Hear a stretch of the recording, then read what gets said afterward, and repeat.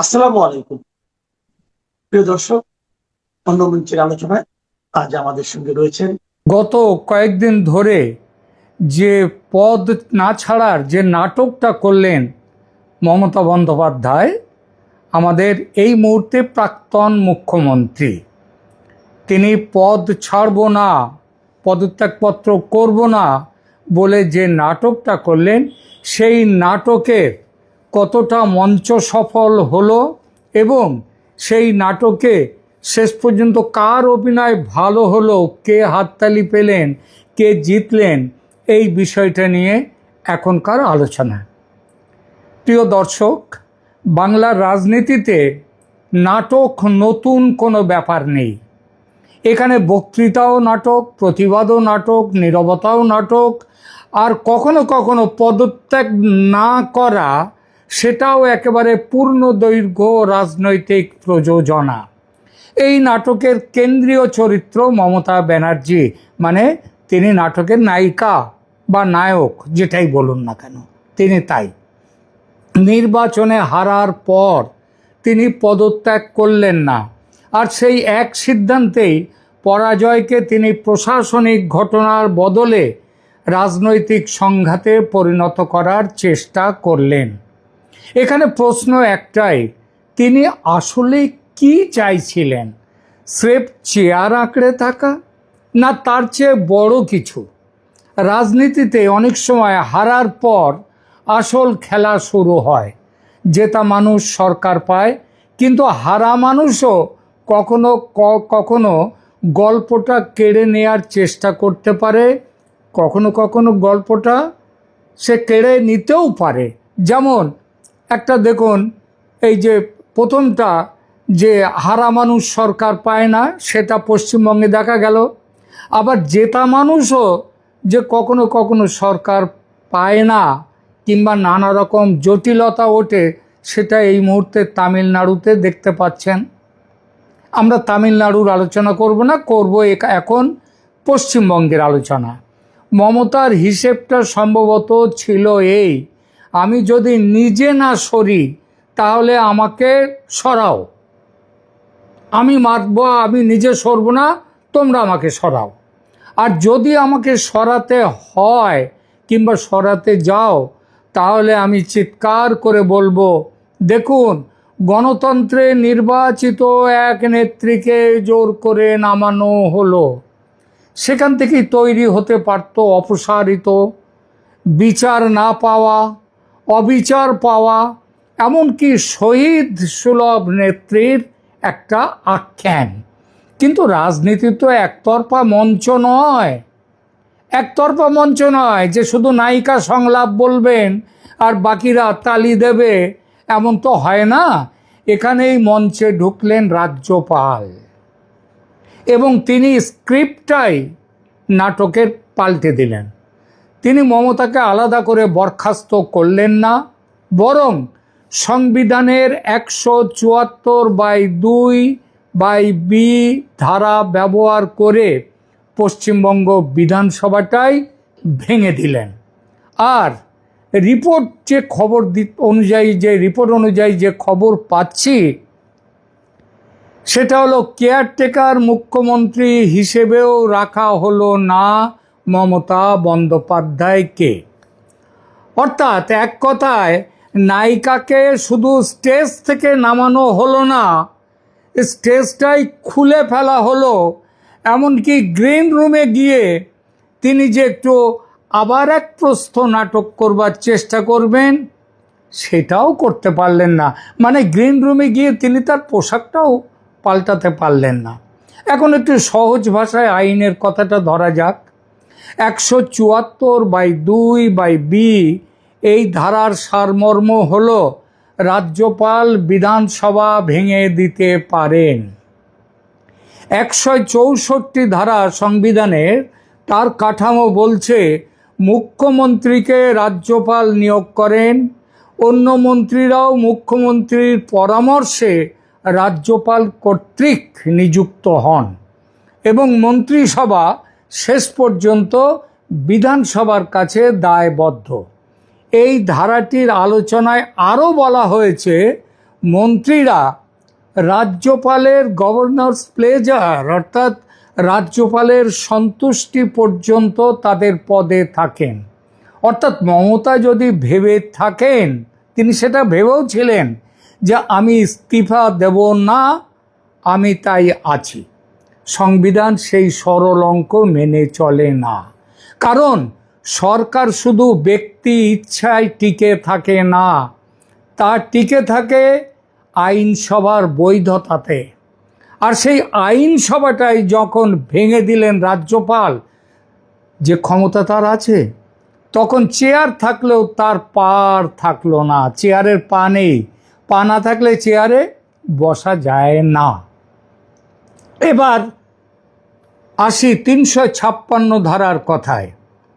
কারণ সবাই ভাবছিল এবং বলছিল, সেটা হচ্ছে রাজ্যপাল ৩৫৬ ধারা প্রয়োগ করে রাষ্ট্রপতির শাসন জারি করবেন। এই ধারাটা ছিল সম্ভাব্য সবচেয়ে উত্তেজনাপূর্ণ অধ্যায়। কারণ রাষ্ট্রপতির শাসনের নাম উচ্চারিত হলেই ভারতীয় রাজনীতিতে উত্তাপ কয়েক ডিগ্রি বেড়ে যায়, নাটকীয়তাও কয়েক ধাপ বেড়ে যায়। কারণ ৩৫৬ এমন কোনো লাল বোতাম নয় যে ইচ্ছে হলো আর টিপে দিলেন রাজ্যপাল, তা নয়। এই ধারাটির ভাষ্য অনুযায়ী, বিশেষ করে SR বোম্মাই কেস অনুযায়ী, যখন কোনো রাজ্যে সংবিধান অনুযায়ী সরকার চালানো সম্ভব হচ্ছে না, তখন রাষ্ট্রপতি হস্তক্ষেপ করতে পারেন। কি দাঁড়ালো কথাটা? যখন সংবিধান অনুযায়ী সরকার চালানো সম্ভব হচ্ছে না। এখানে সেরকম জায়গা একটা আসছিল। কারণ হেরো মুখ্যমন্ত্রী, তিনি পদ ছাড়বেন না। আর জেতা যিনি মুখ্যমন্ত্রী নন, যারা জিতেছেন তারা উইংসের বাইরে। সুতরাং রাষ্ট্রপতি হস্তক্ষেপ করতে পারেন এমন একটা ভাবনা খুব বেড়ে উঠছিল। এমনকি প্রচলিত ব্যাখ্যায় এটাও স্পষ্ট যে শুধু রাজনৈতিক বিবাদ নয়, বাস্তব সাংবিধানিক ব্যর্থতার একটা ভিত্তিও দরকার হয় রাষ্ট্রপতির শাসন জারি করতে গেলে। তাই রাজ্যপাল সম্ভবত এমন একটা রাস্তা নিলেন যে ওই ৩৫৬ ধারা যেখানটায় কার্যকর করলেন না, এবং সেই ব্যাপারে প্রশ্নও উঠল না। এখন SR বোম্বাই কমিটির রিপোর্ট, সেই রিপোর্ট নিয়ে উকিলদের সুপ্রিম কোর্টে মারামারি, মানে চুলচেরা বিচার, সেটা আর করার দরকার হলো না। তিনি ৩৫৬ নাটকীয়তা এড়িয়েও প্রশাসনিক নিষ্পত্তি ঘটাতে পারলেন। এখানেই মমতার নাটকের প্রথম ধাক্কা। তিনি ভাবছিলেন বরখাস্ত করলে লাভবান হব। কারণ বরখাস্ত মানে অপমান, অপমান মানে পাবলিকের সহানুভূতি, আর পাবলিকের সহানুভূতি মানে ভবিষ্যতে প্রতিবাদ, বিরোধ, এই সবগুলোর জ্বালানি পাওয়া। কিন্তু জ্বালানি পাওয়া মানে তাদের এখন তো জ্বালানির বাজার নেই, তেলের দাম বেড়ে যাচ্ছে, বাড়ছে, জ্বালানি পাওয়া যাচ্ছে না ইরান যুদ্ধে। তা তিনি ভেবেছিলেন আমার যে যুদ্ধটা, তার যে যুদ্ধ, সেই যুদ্ধের জ্বালানি মিলবে যদি ৩৫৬ প্রয়োগ করে রাষ্ট্রপতি তাকে বরখাস্ত করেন। কিন্তু রাজ্যপাল সেই সুযোগটাই দিলেন না। তিনি বললেন না আপনি বরখাস্ত। তিনি কি বললেন? তিনি কার্যত বললেন, আপনি যে অধ্যায়টা শুরু করেছেন নাটকের অঙ্ক, সেই নাটকটা শেষ করে দিলাম। কিভাবে শেষ? ব্যক্তিকে আঘাত না করে প্রতিষ্ঠানটাকেই বন্ধ করে দেওয়া হলো। এই বিধানসভায় ভেঙে দিলেন। এবং রাজনীতিতে এটাই সবচেয়ে কষ্টের পরাজয়। যখন আপনি সংঘাত চান, অথচ আপনার প্রতিপক্ষ আপনাকে সেই সংঘাতের মঞ্চটা দিল না, আপনি হেরে গেলেন। মমতা ব্যানার্জি হারলেন। তাহলে কি মমতার এই নাটক একেবারেই ব্যর্থ হয়ে গেল যে গত কয়েকদিন ধরে যেটা করেছেন? না, পুরোপুরি নয়। রাজনীতিতে প্রতীকী ও প্রতিরোধের একটা মূল্য আছে। পদত্যাগ না করে এই মূল্যটা তিনি পৌঁছে দিলেন তার সমর্থকদের কাছে। তাদের বোঝালেন আমি শেষ পর্যন্ত লড়েছি, মাথা নোয়াইনি। এই সমর্থকদের মধ্যে কারা আছেন? একজন উত্তরপ্রদেশের প্রাক্তন মুখ্যমন্ত্রী সেখান থেকে লাল টুপি মাথায় দিয়ে সমাজতন্ত্রী নেতা অখিলেশ প্রতাপ যাদব এসে গতকাল মমতা ব্যানার্জির ঘরের দরজায় দাঁড়ালেন তার সঙ্গে অভিষেকের সঙ্গে গিয়ে, এবং মমতা বেরিয়ে আসতেই তিনি বললেন, আপনি হারেননি, আপনি হারেননি, হারেননি তোকে জিতেছেন। এ প্রশ্ন উঠতেই পারে, কিন্তু দেখুন একটা বার্তা তো তিনি বিরোধীদের দিলেন, এবং ওই ইন্ডি জোটের যারা আছে তারা ভাবছে মমতা কত বড় লড়াকু যে তিনি হেরে গিয়েও লড়াইটাকে কোন জায়গায় পৌঁছে দিলেন। এই বার্তাটাই গুরুত্বপূর্ণ, কারণ হারার পর তার দল ভেঙে পড়ে, কোনো কেউ যদি হারে তার দল ভেঙে পড়ে, শুধু ভোটের ফলে নয় মানসিকভাবেও। একজন নেতা যদি সেই মুহূর্তে তার লড়াকু ভঙ্গি বজায় রাখেন, তাতে তার যারা কোর ভোটার, কোর সমর্থক, কর্মী, তারা কিছুটা অক্সিজেন পায়।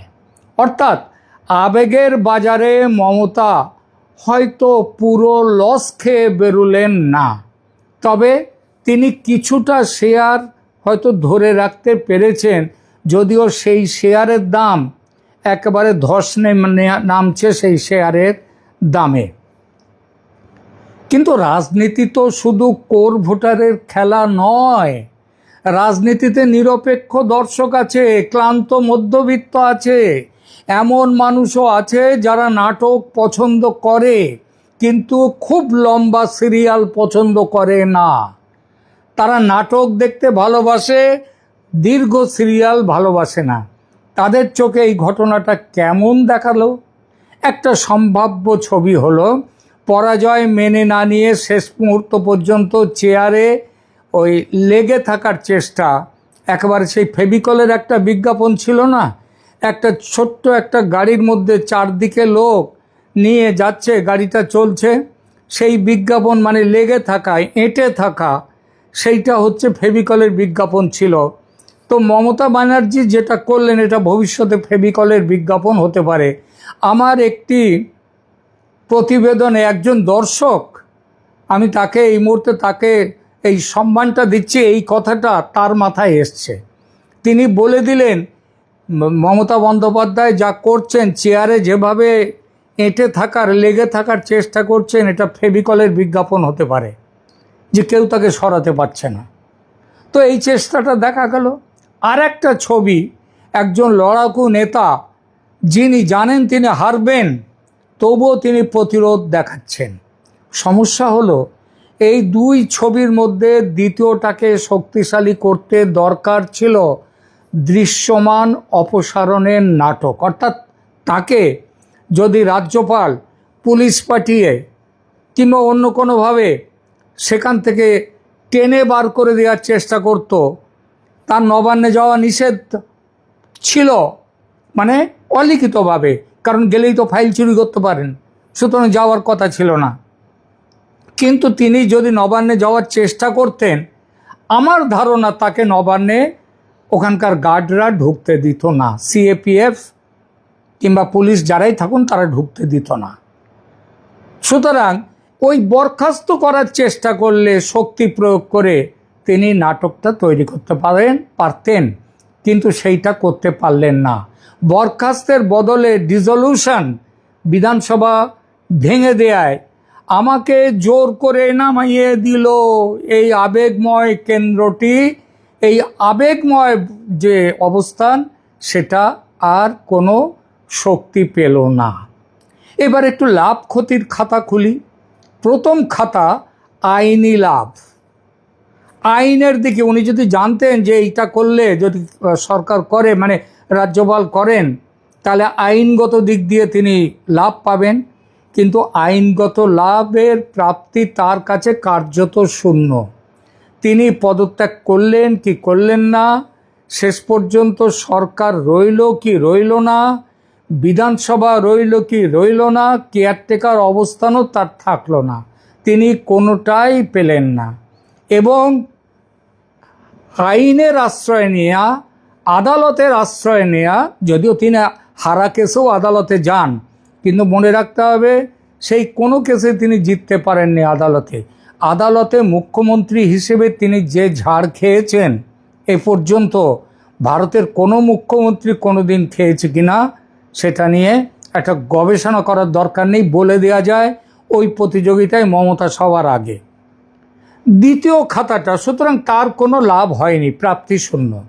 দ্বিতীয় খাতা রাজনৈতিক বার্তা, এখানে তিনি কিছু নম্বর পেয়েছেন, তিনি দেখাতে পেরেছেন পরাজয়ের পরেও তিনি এক ধাক্কায় মঞ্চ ছাড়ার মানুষ নন, যেটা স্ট্যালিন ছেড়ে দিয়েছেন, বিজয়ন ছেড়েছেন, দেশের সবাই ছেড়েছে।